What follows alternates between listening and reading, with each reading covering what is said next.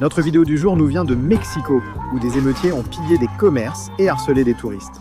Les manifestants affirment que les nouveaux arrivants ont fait grimper les loyers au-delà des moyens des habitants.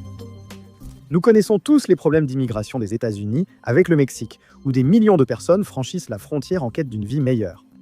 Mais saviez-vous que le même phénomène se produit aussi, discrètement, dans le sens inverse ? Entre 2019 et 2022, le nombre de citoyens américains vivant au Mexique a augmenté de 70% et ne montre aucun signe de ralentissement. Cela devient rapidement un énorme problème pour de multiples raisons. Mais comment en est-on arrivé là ? Qu'est-ce qui pousse certains Américains à être aussi désespérés que leurs voisins du Sud pour franchir la frontière ? Pour comprendre cela, il faut revenir à l'arrivée des premiers Américains. Depuis le début des années 1800, des Américains sont venus au Mexique, à commencer par des commerçants de la frontière qui chassaient le gibier pour la fourrure et s'installaient dans les territoires canadiens du Nord. Stephen F. Austin, connu comme le père de l'Anglo-Texas, a dirigé la première colonie légale d'Anglo-Américains au Texas mexicain. Ces colons, connus sous le nom des Trois Cents, furent parmi les premiers Américains officiellement accueillis par le gouvernement mexicain. Austin avait hérité du contrat de colonisation de son père et avait réussi à négocier avec les autorités mexicaines pour amener des familles américaines dans ces territoires. Après l'abandon du contrôle par l'Espagne, le Mexique a encouragé l'installation des Américains via sa loi générale de colonisation de 1824, offrant des concessions de terre aux chefs de famille indépendamment de leur nationalité. L'objectif était de développer la frontière nord du Mexique, peu peuplée. Cependant, l'arrivée croissante d'Américains apportait des pratiques religieuses et linguistiques différentes, ainsi que l'esclavage, aboli par le Mexique. Ces tensions culturelles, combinées aux changements politiques au Mexique qui ont réduit l'autonomie de ces colonies, ont finalement contribué à la déclaration d'indépendance du Texas en 1836. Jusqu'à la fin de la guerre de sécession, on estime que de 5 à 10 000 Afro-Américains réduits en esclavage ont traversé la frontière pour chercher la liberté au Mexique, qui avait aboli l'esclavage en 1829. Les marins de la Nouvelle-Orléans et de Galveston, Texas, désertèrent fréquemment en arrivant dans les ports mexicains. Après la guerre de sécession en 1865, une nouvelle vague de migration américaine est apparue, avec des motivations bien différentes. Des milliers d'anciens confédérés, peu enthousiastes à l'idée d'avoir perdu, ont établi des colonies comme la nouvelle colonie de Virginie, tentant de recréer leur mode de vie du Sud dans un nouveau pays. À la fin du 19e siècle, le Mexique était dirigé par le président Porfirio Díaz pendant plus de 30 ans, dans ce qui est devenu connu sous le nom de période du Porfiriato. Díaz a recruté des hommes d'affaires américains pour moderniser l'économie du Mexique via les chemins de fer, l'exploitation minière et l'industrie. Ces immigrants s'intégraient souvent plus profondément à la société mexicaine qu'aujourd'hui. Ils devaient apprendre l'espagnol juste pour gérer leurs affaires. Contrairement aux expatriés modernes qui peuvent, ou devrais-je dire qui veulent, fonctionner entièrement en anglais, ces propriétaires d'entreprises devaient communiquer avec des employés, des fournisseurs et des responsables mexicains pour réussir. Le XXe siècle a vu arriver des vagues de vétérans américains après la Seconde Guerre mondiale, cherchant à étendre leurs pensions militaires dans ce qu'ils appelaient des paradis pour government issue, des villes et villages balnéaires abordables où leurs prestations militaires pouvaient leur offrir un niveau de vie confortable, impossible à obtenir chez eux. Grâce au taux de change avantageux, leurs chèques modestes du gouvernement américain devenaient des revenus de classe moyenne supérieurs au Mexique. Pendant la guerre froide, de nombreux artistes, cinéastes et gauchistes, fuyant la chasse aux sorcières du macartisme, ont été attirés précisément par la renaissance culturelle dynamique du Mexique. Ces expatriés créatifs contribuaient grandement et s'efforçaient de s'intégrer. Tout au long de l'histoire, les Américains se sont concentrés dans des régions spécifiques selon le climat, le paysage et leur mode de vie préféré. Des villes balnéaires comme Cancún attiraient les amateurs de soleil. Des villes coloniales comme San Miguel de Allende sont devenues des havres pour les artistes après l'ouverture de l'Instituto Allende en 1950. Le lac Chapala, à Jalisco, abrite une communauté de retraités si importante qu'on dit qu'elle est la plus grande population d'expatriés hors des États-Unis. Cependant, fait intéressant, la ville de Mexico a été grandement évitée par les colons américains jusqu'à il y a peu. La capitale était jugée surpeuplée, polluée, chaotique et potentiellement dangereuse. Une métropole tentaculaire qu'il valait mieux éviter au profit de villes coloniales plus paisibles ou de stations balnéaires, dont beaucoup abritent aujourd'hui des communautés fermées. Cela n'a pas aidé non plus qu'en 1985, un tremblement de terre de magnitude 8 a frappé la ville et causé la mort de 5000 personnes. Le centre-ville, y compris les quartiers aujourd'hui populaires de Roma Norte et Condesa, a été particulièrement touché car il se trouve sur les vestiges du lac Texcoco, qui a été asséché lorsque les Espagnols ont rasé la capitale insulaire aztèque de Tenochtitlan pour construire Mexico. Finalement, c'est ce tremblement de terre qui a réellement initié les transformations à Mexico. Voyez-vous, avec tous les dégâts causés, des centaines de milliers d'habitants de la classe moyenne du centre-ville ont fui vers les quartiers en périphérie de la ville qu'ils considéraient comme plus sûrs. Des quartiers comme Roma Norte et Condesa sont devenus très abordables, attirant de nombreux artistes et transformant la zone en un centre créatif et intellectuel. Ils ont ouvert des cafés, des librairies et des galeries, transformant finalement cette partie de Mexico en un centre branché et bohème. La revitalisation de ces quartiers a, même involontairement, enclenché le processus de gentrification. En 2016, le New York Times a désigné Mexico comme la première destination touristique mondiale, et les journalistes de magazines se demandaient si ce n'était pas le nouveau Berlin. C'est à ce moment-là que l'afflux d'expatriés américains a explosé. Des artistes, chefs et designers internationaux sont arrivés, s'emparant de studios bon marché et s'intégrant à la vie nocturne imaginative de la ville. Cependant, ce que nous observons actuellement diffère presque totalement. L'ampleur, la rapidité et la concentration de la migration américaine actuelle vers le Mexique sont sans précédent, et cela transforme les villes mexicaines d'une manière que les vagues précédentes n'ont jamais faite, surtout dans les zones urbaines qui étaient auparavant épargnées par l'influence américaine. Si l'on regarde les statistiques, comme je l'ai mentionné plus tôt, entre 2019 et 2022, le nombre d'Américains demandant ou renouvelant des visas de résidence au Mexique a augmenté d'environ 70%, passant d'environ 17 800 à plus de 30 000. Et cela ne compte que les personnes qui passent par les voies officielles. Malgré la difficulté de comptabiliser les résidents de longue durée, les binationaux et les détenteurs de visas temporaires, le département d'État rapporte qu'1 600 000 Américains vivent au Mexique, soit la plus grande population de citoyens américains hors des États-Unis. En comparaison, environ 1 million d'Américains vivent au Canada et seulement quelques 300 000 au Royaume-Uni. Une grande partie de cela peut être attribuée à la pandémie qui a accéléré à l'extrême le processus de gentrification. Alors que la plupart de l'Europe et de l'Asie fermèrent leurs frontières en 2020, le Mexique gardait les siennes grandes ouvertes, sans aucune exigence. Cela en a fait l'une des rares destinations urbaines mondiales accessibles librement aux citoyens américains, à un court vol de distance. Simultanément, le télétravail est subitement devenu la norme.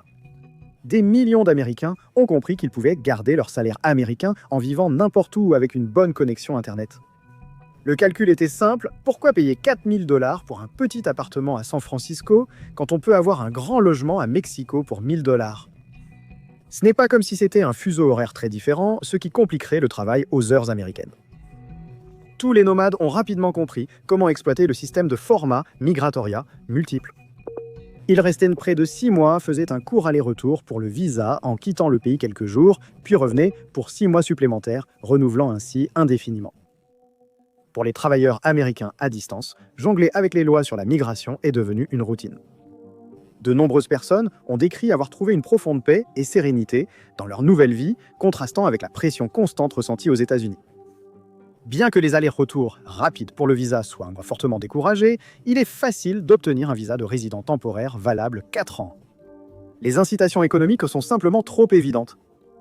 La plupart des Américains peuvent vivre confortablement à Mexico pour seulement 2 000 $ par mois, bien moins que dans les grandes villes américaines. Même si l'on regarde les quartiers les plus gentrifiés et huppés comme Roma Norte ou La Condesa, le loyer peut être de 1 500 $ par mois, ce qui serait considéré comme une aubaine dans une grande ville américaine. En parlant des prix des loyers, le loyer moyen à La Condesa, par exemple, l'un des quartiers les plus branchés de Mexico, a augmenté de près de 60% entre 2020 et 2023, passant de 917 $ par mois à 1 458, et c'est encore plus élevé aujourd'hui.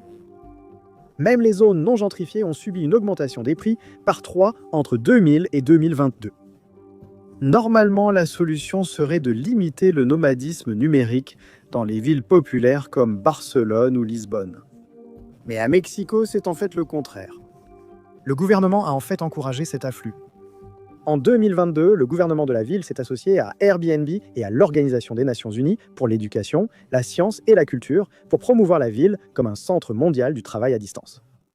Cette décision est survenue seulement 5 ans après que Mexico soit devenue la première ville d'Amérique latine à instaurer une taxe d'hébergement sur Airbnb. Ce partenariat a provoqué la colère de nombreux Mexicains déjà exclus de leur quartier à cause de la hausse des prix. Selon une étude réalisée par l'administration Sheinbaum, le nombre de logements temporaires a triplé entre 2000 et 2020, passant de un peu plus de 22 000 à 71 000. Dans le même temps, le rapport reconnaît que plus de 20 000 familles issues des tranches de revenus les plus faibles sont contraintes de quitter la ville chaque année en raison du manque d'options de logements abordables. Ensuite, de 2019 à août 2023, les locations de courte durée à Mexico ont augmenté d'environ 45% selon les données d'RDNA. Maintenant, à ce stade, j'aimerais en fait examiner ces quartiers eux-mêmes. Polanco, Juárez et bien sûr Roma Norte et La Condesa. Promenez-vous aujourd'hui dans ces quartiers plus branchés et embourgeoisés et le changement est frappant. Vous entendrez presque autant d'anglais que d'espagnol dans les rues. Les demeures de la fin du 19e et début 20e siècle sont transformées en restaurants et boutiques. Les rues, jadis animées par les fondas traditionnels et marchés locaux, sont désormais envahies par les studios de yoga et cafés branchés arborant fièrement des menus en anglais. Ces quartiers prisés sont piétonniers, arborés et dotés d'espaces urbains ressemblant à des parcs. C'est comme si des morceaux de Brooklyn ou de San Francisco avaient été déposés dans Mexico. Dans certains quartiers, l'impact sur les communautés dépasse la hausse des prix et le changement culturel. Dans le quartier Xoco, l'un des plus anciens quartiers de la ville de Mexico, datant de 1700 ans, les habitants ont perdu l'accès à l'eau, aux espaces publics de rassemblement et même à la lumière du soleil, alors que des immeubles de luxe surplombent les structures historiques. Avec des changements aussi drastiques survenus au cours des dernières années, on peut dire sans risque que de nombreux Mexicains n'hésitent pas à exprimer leurs opinions à ce sujet. Les graffitis sont omniprésents ici. Certains contiennent des propos si choquants que je ne peux même pas les montrer à l'écran. Mais le message est clair, les gens sont en colère. Ils pleurent à la perte de la communauté et de l'accessibilité financière. En fait, ce sentiment s'était partagé dans tout le pays. Les communautés s'organisent contre ce que beaucoup considèrent comme une crise du logement. À Oaxaca, un centre culturel qui a connu une hausse fulgurante de 77% du tourisme depuis 2020, des centaines de personnes ont manifesté avec des pancartes proclamant « Oaxaca n'est pas une marchandise ». À San Miguel de Allende, le centre historique ressemble davantage à une version parc à thème du Mexique, conçue pour les touristes, qu'à une communauté authentique. Il devient tout simplement impossible de vivre en tant que Mexicain à Mexico. En fait, une étude de 2022 menée par CIA Landlord Insurance, non, pas cette CIA.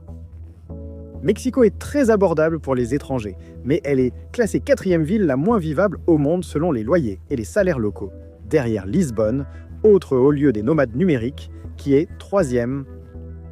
La réaction du Mexique montre un pays divisé sur la gestion des expatriés.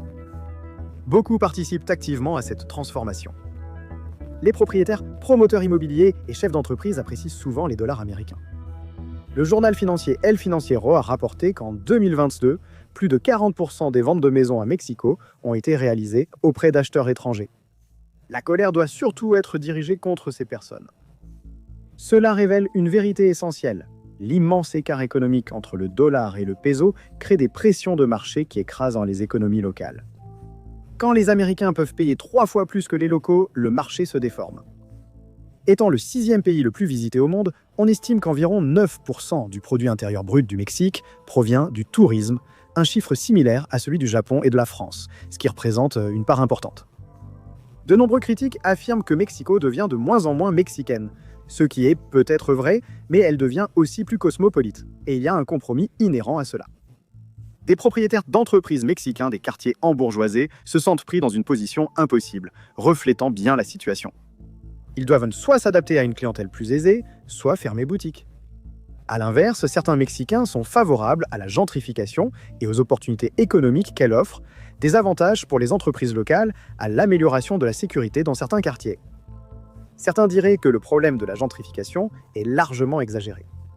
Par exemple, si l'on regarde le nombre de permis de séjour temporaires ou permanents délivrés aux Américains à Mexico, il a augmenté de 40% entre 2022 et 2023 par rapport aux 2 années précédant la pandémie. Mais cela ne représente toujours qu'environ 5 400 personnes. Du moins officiellement, comme je l'ai dit plus tôt. Ce chiffre, ou même un peu plus, ce n'est pas vraiment énorme. Il faut aussi se rappeler que Mexico est une ville immense. Je veux dire, c'est la ville la plus peuplée d'Amérique du Nord, avec plus de 20 et 1 million d'habitants. En termes de superficie, elle est 15% plus grande que Los Angeles, qui est célèbre pour être une métropole tentaculaire. En somme, 95% de Mexico est probablement resté inchangé depuis des années. Seuls quelques endroits sont indéniablement embourgeoisés. En réalité, avec ou sans expatriés, le logement au Mexique est devenu extrêmement cher. De 2005 à 2021, les prix dans tout le Mexique ont augmenté de 247%. Même dans les États avec un faible flux touristique, comme Morelos, les prix ont augmenté de 193% selon les données de l'Association fédérale des hypothèques, ou Association fédérale des hypothèques en abrégé. Il n'y a pas un seul État au Mexique où le prix n'a pas plus que doublé pendant cette période. À Mexico en particulier, dans une tendance qui reflète la plupart des grandes villes, ils n'ont tout simplement pas construit assez de logements. L'Association fédérale des hypothèques estime également que, pour répondre aux besoins normaux en logement de la ville, au moins 11 000 logements supplémentaires par an seraient nécessaires. D'autres estimations placent ce chiffre à 50 000. Mais en 2023, seulement 1 701 logements ont été construits à Mexico. Parmi ces logements, seuls 12% étaient abordables, avec un prix inférieur à 39 000 $. À l'heure actuelle, du moins en ce qui concerne les expatriés, le Congrès de Mexico a voté une réforme qui interdira aux propriétaires de louer leurs biens via des applications comme Airbnb pendant plus de 50% de l'année, la réforme visant à réduire la concurrence déloyale avec les hôtels. Il y a également eu une proposition de loi visant à taxer les nomades numériques à hauteur de 103 pesos, soit presque 6 $ par jour, après qu'ils aient dû passer 20 jours dans le pays, reconnaissant que ce ne sont pas seulement des touristes, mais des résidents de facto qui devraient contribuer au système qu'ils utilisent. En dehors de cela, peu a été fait au niveau politique. Alors que des millions d'Américains considèrent désormais le Mexique comme leur foyer, faisant de ce pays la plus grande population de citoyens américains en dehors des États-Unis, les deux pays sont confrontés à des questions inédites concernant leurs frontières communes. La crise frontalière pour entrer en Amérique est un problème majeur, tout comme celle-ci. Certains Américains au Mexique prônent la responsabilité individuelle comme première étape vers une migration éthique. Apprendre l'espagnol au lieu de s'attendre à ce que les locaux s'adaptent aux anglophones aide à prévenir l'impérialisme linguistique. Soutenir les commerces de quartier plutôt que les chaînes permet de préserver le caractère local. Nouer de véritables liens avec les voisins mexicains transforme les étrangers de perturbateurs extérieurs en membres actifs de la communauté. La politique vise à équilibrer les bénéfices économiques et la préservation de la communauté. L'ironie centrale de cette situation demeure un point clé du débat. Tandis que les politiciens américains cherchent à limiter la migration mexicaine vers le nord, les Américains affluent vers le sud avec peu de restrictions et un plus grand pouvoir économique. Une migration éthique est une question cruciale pour tous dans notre monde interconnecté, pas seulement pour les Américains au Mexique. Merci d'avoir regardé, abonnez-vous pour plus de contenus similaires. On se retrouve dans la prochaine vidéo.